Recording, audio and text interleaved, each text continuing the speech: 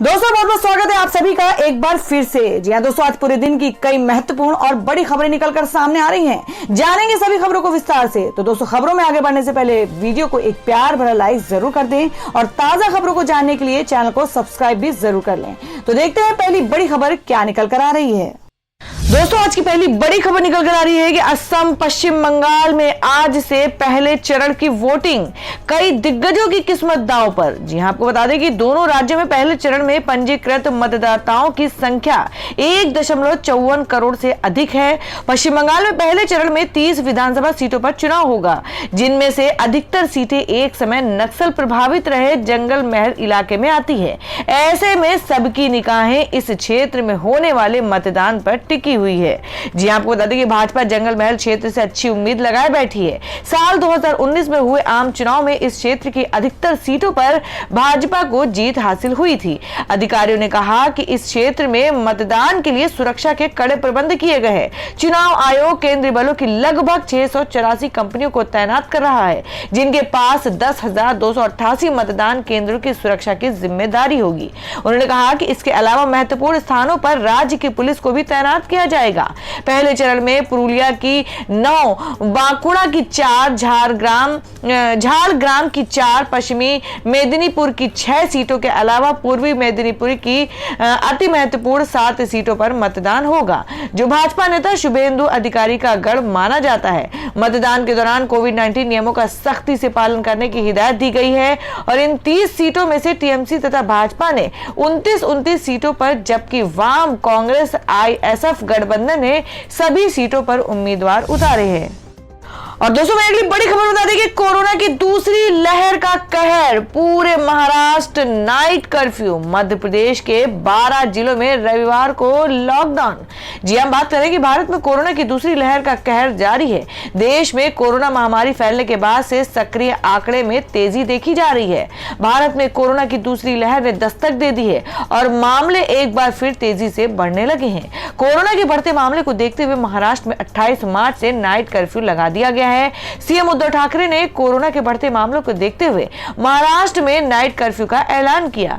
रविवार रात से नाइट कर्फ्यू लागू होगा। महाराष्ट्र में नाइट कर्फ्यू की वजह से सभी मॉल रात 8 बजे से सुबह 7 बजे तक बंद रहेंगे। इस संबंध में महाराष्ट्र सीएमओ की तरफ से कहा गया है कि नाइट कर्फ्यू से जुड़ा आदेश disaster management and rehabilitation department अलग से जारी करेगा।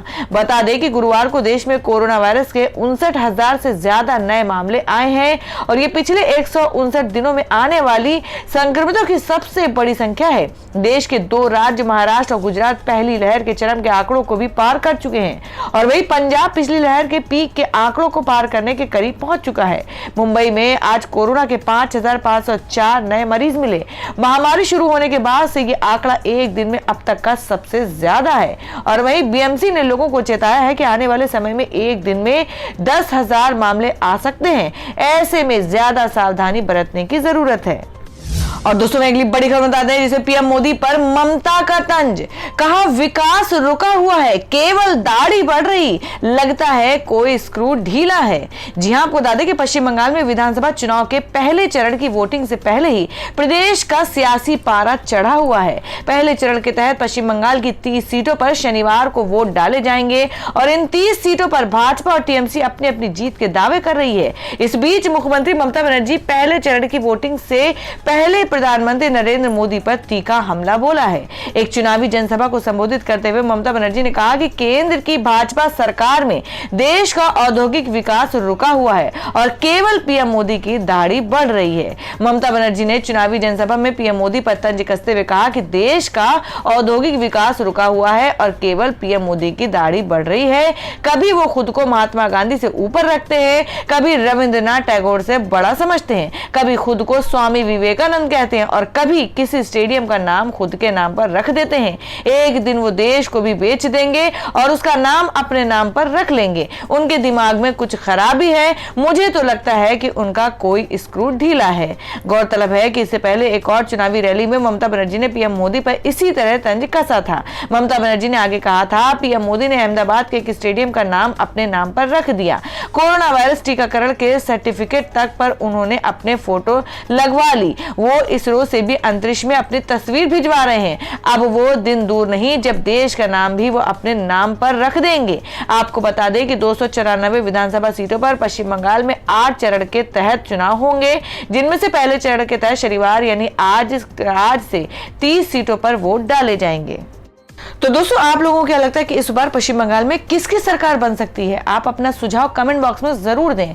बढ़ते अगली खबर की ओर। और दोस्तों, मैं अगली बड़ी खबर बता दें कि संजय राउत बोले, कहा दिल्ली में कुछ लोग यूपीए 2 बनाने की कर रहे हैं तैयारी। पवार को गठबंधन का अध्यक्ष बनाने की कर चुके हैं मांग।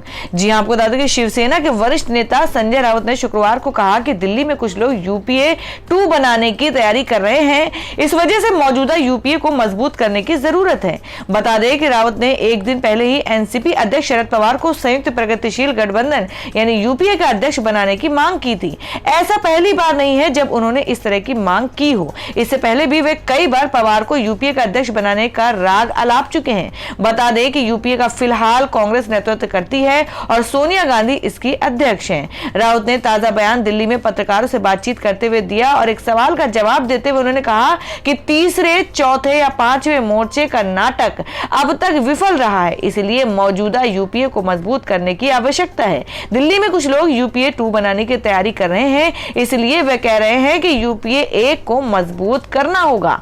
हालांकि उन्होंने ये नहीं बताया कि वे कौन से लोग हैं जो ये कोशिश कर रहे हैं। रावत ने आगे कहा कि अगर यूपीए 2 का गठन हो जाता है तो मौजूदा यूपीए का महत्व कम हो जाएगा, फिर विपक्षी दलों के हाथ में कुछ नहीं होगा। पवार को यूपीए का अध्यक्ष बनाने की मांग पर महाराष्ट्र कांग्रेस के नेताओं ने राउत को इस तरह की टिप्पणी नहीं करने की सलाह और कहा कि उनकी पार्टी गठबंधन का हिस्सा भी नहीं है। महाराष्ट्र कांग्रेस के अध्यक्ष नाना पटोले ने कहा था कि संजय राउत शरद पवार के प्रवक्ता हैं। कांग्रेस नेताओं की टिप्पणी पर राउत ने कहा कि शरद पवार देश के नेता हैं, सबको पता है शरद पवार और या उद्धव ठाकरे क्या है। राउत ने कहा कि इसके बारे में बोलने के लिए यूपीए का हिस्सा होने की जरूरत नहीं है। यूपीए का मुद्दा राज्य का नहीं बल्कि राष्ट्रीय स्तर का है। राज्यसभा सांसद ने कहा कि अगर भाजपा को टक्कर देनी है तो विपक्षी दलों के गठबंधन को मजबूत करने पर चर्चा होनी चाहिए। तो दोस्तों, खबरों में आगे बढ़ने से पहले जान लेते हैं आज के माइंड क्विज के सवाल को। आज का सवाल है, आपको बताना है कि मणिपुर की राजधानी कहाँ है। इसका जवाब आपको वीडियो के नीचे कमेंट बॉक्स में देना है और सही जवाब देने वाले को रैंडमली सिलेक्ट किया जाएगा और वो जीत सकते हैं एक बम्पर पुरस्कार। तो बढ़ते हैं अगली खबर की ओर। और दोस्तों, मैं अगली बड़ी खबर बता दें कि एक्टर परेश रावल की कोरोना वायरस की टेस्ट रिपोर्ट पॉजिटिव। ट्वीट कर दी उन्होंने जानकारी। जी, हम बात कर रहे हैं कि देश भर में कोरोना वायरस का दूसरा वेव बढ़ता जा रहा है। कोरोना के दूसरे वेव से भी महाराष्ट्र सबसे अधिक प्रभावित हो रहा है। फिल्म इंडस्ट्री पर भी कोविड-19 का प्रभाव बढ़ता ही जा रहा है, क्योंकि बॉलीवुड कलाकारों का कोरोना वायरस से ग्रस्त होने का सिलसिला जारी है। रणवीर कपूर, कार्तिक आर्यन, मनोज बाजपेयी और आर माधवन के बाद शुक्रवार को actor Paresh Rawal corona virus से ग्रस्त हो गए। हालांकि रणवीर कपूर शुक्रवार को ही कोरोना वायरस को मात देकर राहत महसूस कर रहे हैं। रावल ने अपने आधिकारिक ट्विटर अकाउंट से ट्वीट कर इस बात की जानकारी दी। उन्होंने अपने ट्वीट में लिखा कि दुर्भाग्य से मेरी कोविड-19 की टेस्ट रिपोर्ट पॉजिटिव आई है। पिछले 10 दिनों में जो भी लोग मेरे संपर्क में आए हैं उनसे निवेदन है कि कृपया अपना कोरोना वायरस का टेस्ट करा ले। इसके बाद उनके फैंस उन्हें जल्द से जल्द स्वस्थ होने की दुआएं देने लगे। तो दोस्तों, खबरों में आगे बढ़ने से पहले एक बार फिर से आपको याद दिला दें कि अगर आपने अभी तक हमारी वीडियो को लाइक नहीं किया तो जल्दी से वीडियो को लाइक कर दें, क्योंकि आपका एक लाइक हमारे लिए बहुत ही महत्वपूर्ण होता है। और अगर आप हमारे चैनल पर नए हैं तो चैनल को जरूर सब्सक्राइब कर लें और बेल के बटन को भी जरूर हिट कर दें। और हमारी पूरी न्यूज को जानने के लिए वीडियो को लास्ट तक जरूर देखें। बढ़ते अगली खबर की ओर। और दोस्तों, अगली बड़ी खबर में आपको बता दें कि छात्रा से यौन उत्पीड़न मामले में स्वामी चिन्मयानंद बरी। जाने क्या है कोर्ट का पूरा फैसला। जी, हम बात कर रहे हैं कि पूर्व मंत्री स्वामी चिन्मयानंद को कोर्ट से बड़ी राहत मिली है। उत्तर प्रदेश के शाहजहांपुर की छात्रा से यौन संबंध बनाने और उसे अपनी कस्टडी में रखने के मामले में राजधानी लखनऊ की एमपी एमएलए कोर्ट के विशेष जज पवन कुमार राय ने सबूतों के अभाव में पूर्व केंद्रीय मंत्री स्वामी चिन्मयानंद उर्फ कृष्णपाल पाल सिंह को अश्लील वीडियो बनाने समेत तमाम आरोपों से बरी कर दिया है। फैसला सुनाते वक्त कोर्ट ने कहा कि अभियोजन पक्ष आरोपी के खिलाफ लगाए गए आरोपों को साबित नहीं कर पाया। चिन्मयानंद के वकील ओम सिंह ने कहा कि रेप मामले में चिन्मयानंद को कोर्ट ने बरी किया है।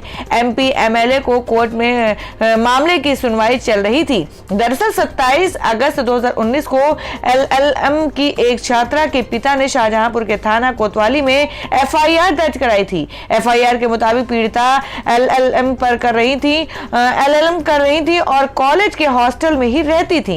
एफआईआर में आगे कहा गया है कि 23 अगस्त से उसका मोबाइल बंद था और फेसबुक पर उसका एक वीडियो उसके पिता ने देखा, जिसमें छात्रा स्वामी चिन्मयानंद और अन्य लोगों पर उसका और अन्य छात्राओं का शारीरिक शोषण करने और जान से मारने की धमकी देने का आरोप लगा रही थी। पीड़िता के पिता की ओर से एफआईआर में दर्ज कराया गया कि उसकी पुत्री के साथ कोई अप्रिय घटना करके उसे गायब कर दिया गया है और जब पीड़िता के पिता ने स्वामी चिन्मयानंद से मोबाइल पर संपर्क किया तो उन्होंने कोई जवाब नहीं दिया। पीड़िता के पिता ने एफआईआर में दर्ज कराया कि पीड़िता के हॉस्टल के कमरे में ताला बंद था और उस कमरे में स्वामी चिन्मयानंद से संबंधित सबूत होने की बात कही गई।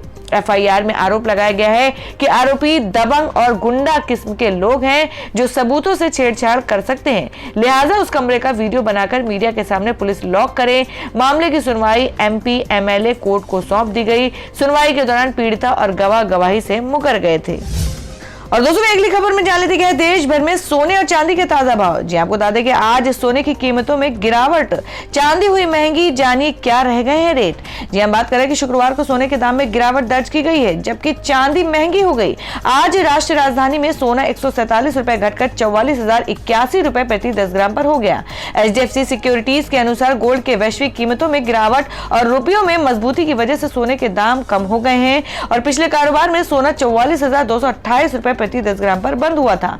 चांदी 1,036 रुपए बढ़कर 64,276 रुपए प्रति किलोग्राम हो गई।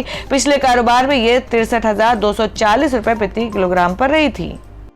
और दोस्तों अगली खबर में जान लेते हैं क्या है देश भर में मौसम के ताजा हालात। जी आपको बता दें कि होली से पहले फिर सक्रिय हो रहा पश्चिमी विक्षोभ, इन राज्यों में बारिश की चेतावनी। जाने आपके क्षेत्र में कैसा रहेगा मौसम।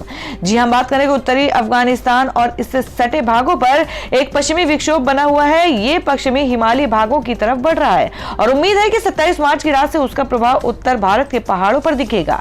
इसका असर 28 मार्च को उत्तर के पर्वतीय राज्यों के पास आने की उम्मीद है, जिसके कारण फिर से पर्वतीय इलाकों में हल्की बारिश और बर्फबारी देखने को मिल सकती है। उत्तर भारत के पहाड़ों के अलावा कुछ एक पूर्वोत्तर क्षेत्रों और दक्षिण भारत के केरल में छिटपुट वर्षा के आसार नजर आ रहे हैं। उत्तर पश्चिमी भारत के लिए जारी मौसम की चेतावनी में मौसम विभाग ने हिमाचल प्रदेश, उत्तराखंड, जम्मू कश्मीर, लद्दाख, गिलगित बल्टिस्तान और मुजफ्फराबाद में 28 और 29 मार्च को बिजली कड़कने के साथ साथ कुछ जगहों पर बारिश व ओले गिरने का अनुमान लगाया है। देश के शेष सभी भागों में अब मार्च के आखिर तक मौसम शुष्क नजर आएगा।